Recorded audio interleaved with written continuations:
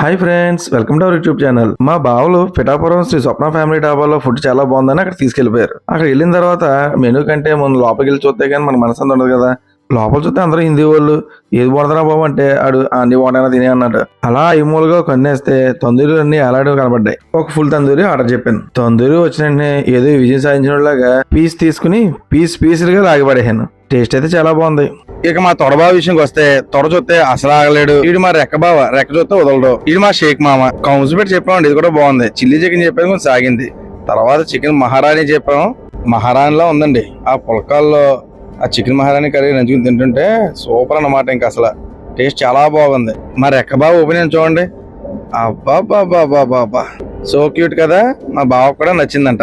మీకు కూడా నచ్చినైతే లైక్ చేయండి. ఇక లాస్ట్ గా చికెన్ ఫ్రైడ్ రైస్ చెప్పాం. చూడడానికి బాగానే ఉన్నా, టేస్ట్ అయితే అంతగా నచ్చలేదు. ఈ డాబా వచ్చి పిఠాపురం హైవే పక్కన ఉంది. Please subscribe to Kakinada Kiran.